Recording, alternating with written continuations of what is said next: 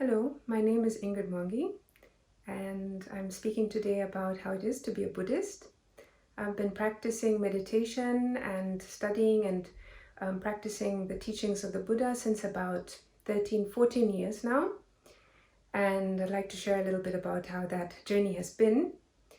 I think in my early years I had a lot of questions about life and what is its meaning, and many questions about conflicts on a larger scale, like in the world, but also on a personal scale within the family.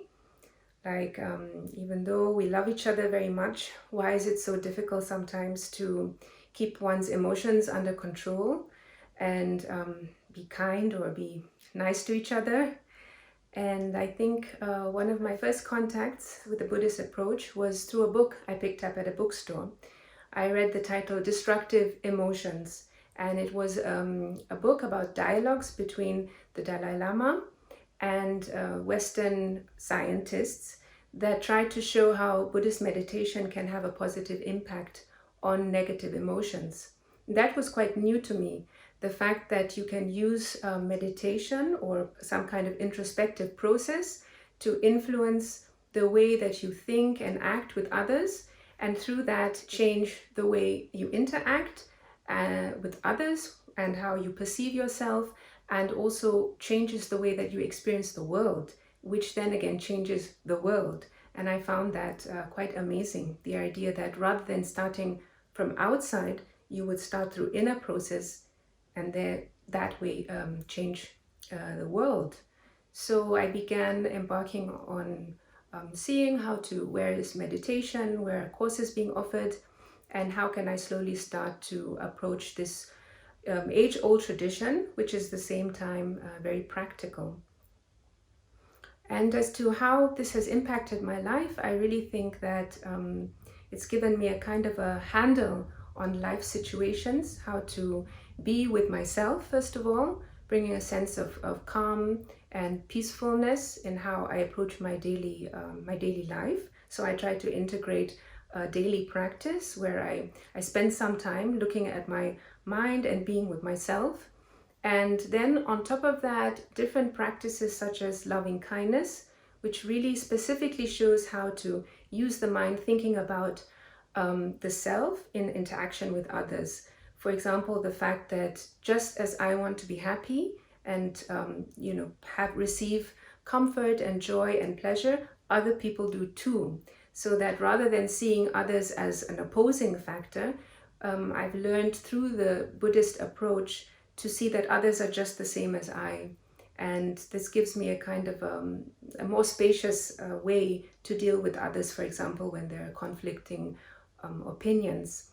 And these practices really saying, may others have just as much happiness as I do, may they be happy, may they be well. That really changes my relationships to my family members, to people that I work with or interact with, and even strangers that I meet.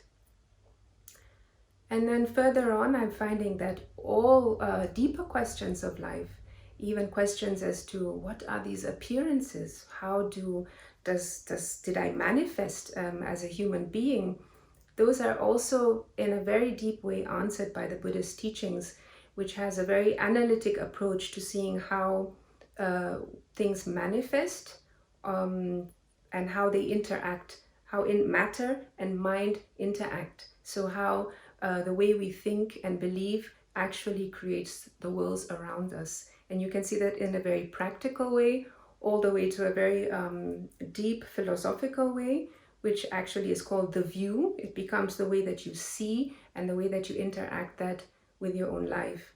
And this has also proven to me to be a very, very profound way of approaching our whole existence and questions of life and death as well.